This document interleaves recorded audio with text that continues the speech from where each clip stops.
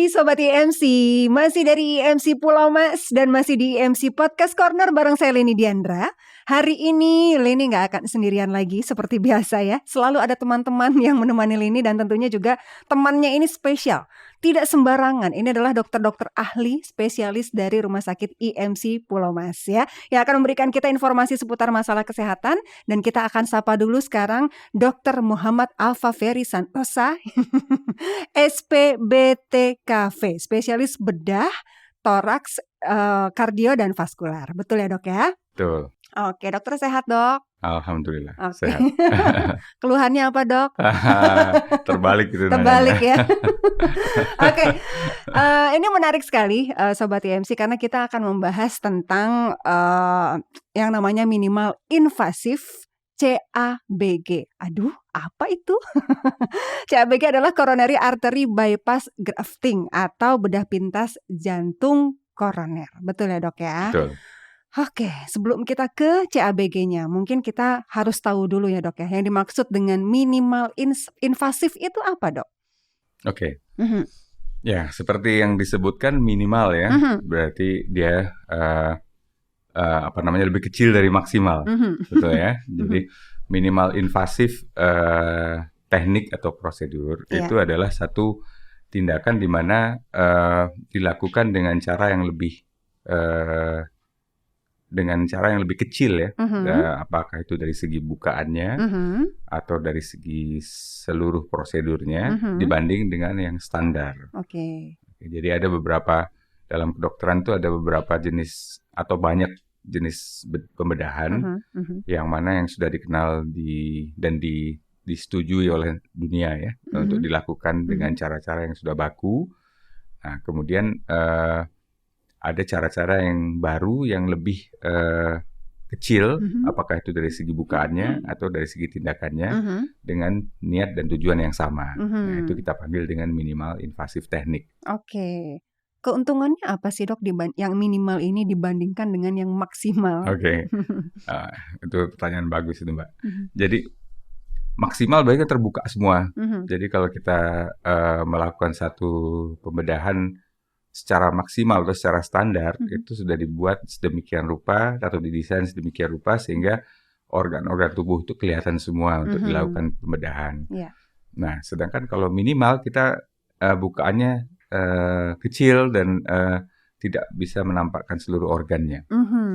Keuntungannya tentunya dari segi akses tadi, ya, jadi dia lebih kecil, sayatan yang lebih kecil, bukaan yang lebih kecil, itu biasanya akan mengurangkan rasa sakit, membuat kosmetik dari bukaan itu lebih baik. Ya. Jadi secara estetis lebih bagus. Kemudian juga membuat kembali ke keadaan yang seperti sedia kala untuk kembali kerja itu lebih cepat. Itu rata-rata tindakan-tindakan pembedahan yang dilakukan secara minimal, keuntungannya di situ. Nah, di lain pihak, kalau ada keuntungan tentu ada kerugian. Kerugiannya satu tidak bisa dilakukan pada semua tindakan. Oke, jadi hanya tindakan apa saja dok yang bisa maksudnya dilakukan? Maksudnya dari tindakan-tindakan pembedahan itu tidak semuanya seluruh harus ada seleksi dari kasus-kasus tertentu yang bisa dilakukan secara minimal.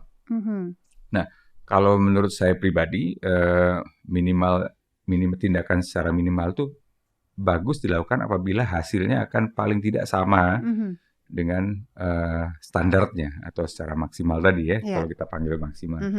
Apabila kita lakukan secara minimal tapi hasil dari operasinya itu tidak bisa mencapai standarnya, maka seharusnya tidak dilakukan secara minimal.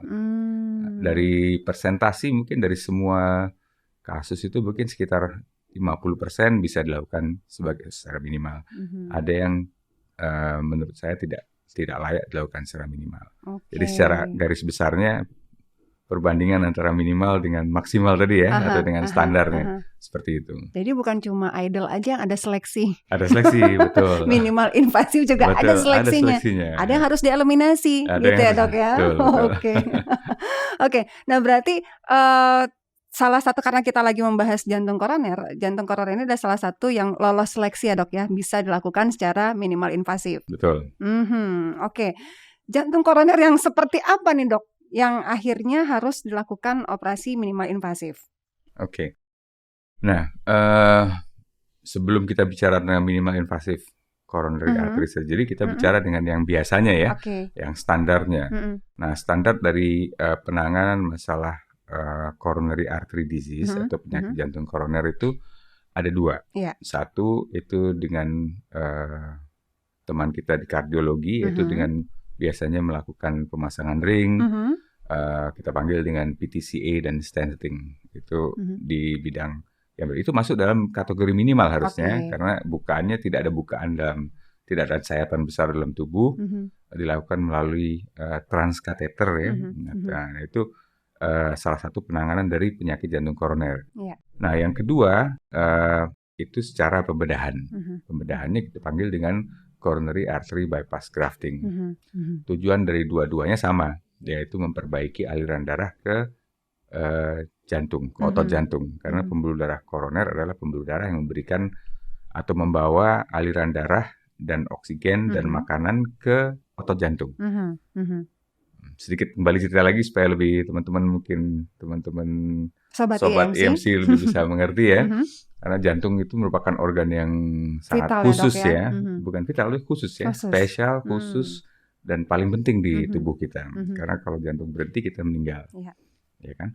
Jadi dan dia diciptakan oleh Tuhan itu sebagai organ yang berbeda sekali dengan organ lain dalam tubuh, di mana dia ototnya itu berwujud sendiri tanpa harus kita perintah. Dia mempunyai sifat automaticity. Nah, dia fungsinya adalah pompa, pompa yang memompa darah ke seluruh tubuh kita, ke otak, ke ginjal, ke liver, kemana-mana. Nah, dan darah itu seperti kita tahu dalam tubuh fungsinya sebagai transportasi, moda transportasi. Darah itulah yang membawa oksigen, darah itulah yang membawa nutrisi ke seluruh organ-organ kita, jaringan-jaringan kita. Nah, si jantung ini, karena dia suatu otot, dia kan juga butuh makanan. Nah, dia mempunyai sistem sendiri yang memberikan makan ke dirinya sendiri dari aliran darah tersebut. Jadi dia selain dia otomatis, dia juga diciptakan oleh Tuhan sebagai organ yang self-sufficient. Dia mencukupi dirinya sendiri. Dia memompa darah untuk ke seluruh tubuh, tapi dia ngasih makan diri sendiri. Dari mana dia ngasih makannya? Dia melalui pembuluh-pembuluh darah kecil yang kita panggil dengan pembuluh darah koroner. Nah, penyakit jantung koroner adalah penyakit yang melibatkan pembuluh-pembuluh darah kecil ini. Jadi jelas ya di situ, sobat-sobat EMC. Nah, jadi apabila ada penyakit yang terjadi di situ, biasanya kita refer atau kita panggil sebagai aterosklerosis, di mana terjadi penebalan dan penyempitan di pembuluh darah tersebut. Nah, pembuluh darah tersebut, pembuluh darah koroner ini adalah pembuluh darah yang kecil, 2 mili, 4 mili, 3 mili. Sehingga apabila terjadi penyempitan di situ atau penebalan di dinding, maka alirannya akan terganggu, tersumbat ya. Jadi kita sering dengar ada penyumbatan atau penyempitan. Nah, tanda-tandanya adalah sakit dada biasanya. Dalam aktivitas kita terhambat karena ada rasa sakit sesaat biasanya 5 detik, 10 detik, kemudian kita berhenti, dia hilang lagi. Lazimnya di sebelah kiri. Nah, itu yang saya katakan tadi, tindakannya adalah cara untuk menangani masalah itu adalah dengan satu, apakah itu dengan PTCA dan stenting atau kateterisasi. Yang kedua adalah bypass atau CABG tadi. Ini ya. Nah, tujuannya sama, memperbaiki aliran, caranya berbeda. Yang satu dari dalam membuka yang sempit dan memasang gorong-gorong ya, stenting. Sedangkan pembedahan adalah memberikan pembuluh darah baru melewati tempat yang sempit. Buat jalan tol istilahnya. Nah, itu namanya CABG. Ya. Nah, secara standarnya itu dilakukan dengan pembukaan tulang dada kita. Nah ini adalah tindakannya tuh runtutannya seperti apa gitu ya dok ya? Nah, karena kembali saya terangkan lagi sedikit biar sobat-sobat mengerti semua bahwa semua pembedahan dalam tubuh manusia itu ada 2 tipe, ada 2 cara. Yang satu adalah akses, yang satu adalah definitif. akses itu maksudnya ke organ dalam. Yang kedua adalah definitif, di mana kita operasi di organnya. Sebagai contoh, sesar mau melahirkan anak, organnya kan rahim ya, uterus. Tapi aksesnya perut. Jadi dibukalah di perut, kemudian sampai ke rahim, dibukalah rahim, keluarkan anak, tutup rahim, tutup perut. Jadi ada dua ya.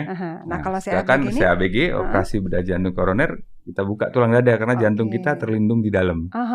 Ya, kita buka tulang dada kita belah, kita buka, nampak jantung di dalam, kita operasi jantungnya, selesai, tutup tulang dada, selesai. Makanya ada istilah belahlah dadaku. Nah, betul. Untuk melihat isinya, gitu ya dok ya. Betul. Oke. Terus dok? Kemudian itu yang standar dilakukan hampir semua pembedahan jantung itu adalah melalui pembukaan di tulang dada tengah, di mana tulang dada ini adalah tulang rawan dan mudah untuk membukanya, nggak ada bedanya dengan otot di perut ya. Kemudian untuk mengakses jantung kita di dalam. Nah, kalau dalam pembedahan bedah jantung koroner, maka setelah dibuka tulang dadanya, maka kita lakukan apa yang kita panggil bypass tadi. Kita ambil pembuluh darah dari kaki, ya, atau dari bawah dada. Kita lakukan penyambungan yang melewati tempat yang sempit tadi. Nah, itu kita panggil dengan coronary artery bypass grafting.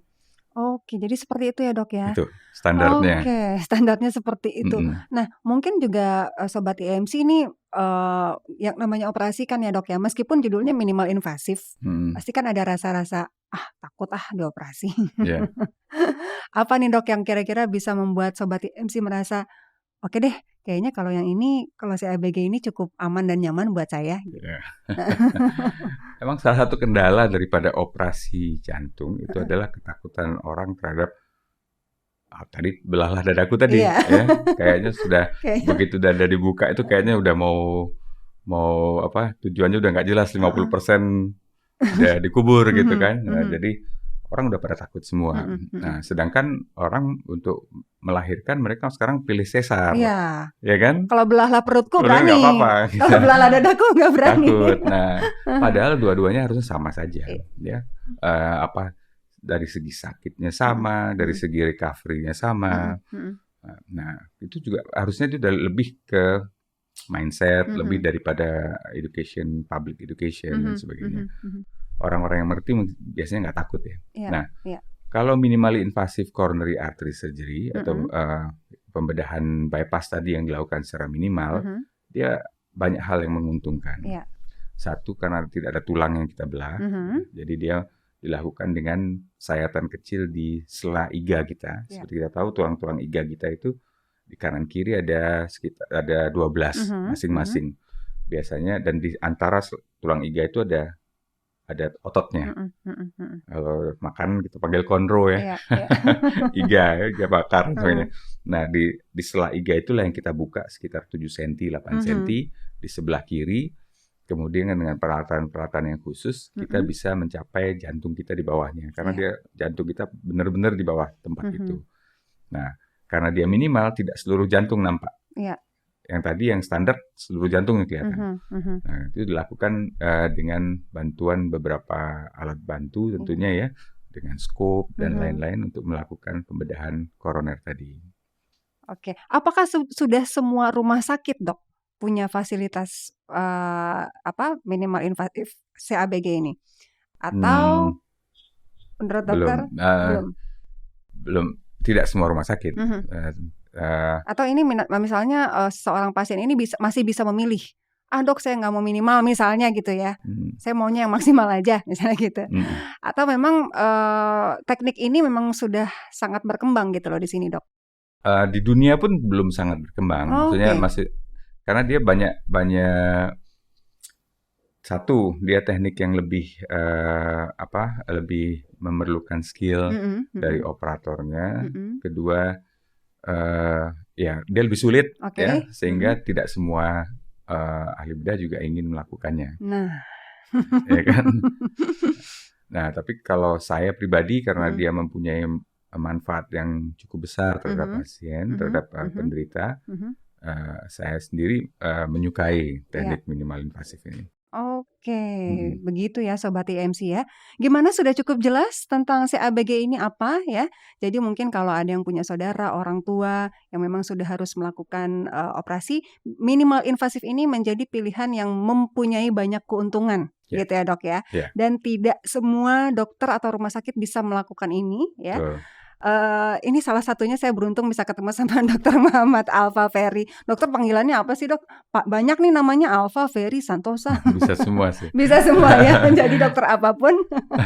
Dan kalau misalnya Sobat IMC nih pengen berkonsultasi dengan Dr. Alfa Ferry, silakan cek website Rumah Sakit IMC ya. Jangan lupa juga untuk follow Instagram @rs.imc dan subscribe channel YouTube kita. Dok, kita ketemu lagi untuk tema-tema yang lain yang tidak kalah menarik. Kita cukupkan dulu untuk yang CABG ini ya Dok ya. Terima kasih banyak untuk informasinya. Mudah-mudahan meskipun singkat tapi bisa bermanfaat buat Sobat IMC. Oke, baiklah kalau begitu Sobat IMC, kita ketemu lagi di IMC Podcast Corner berikutnya bareng saya Leni Diandra.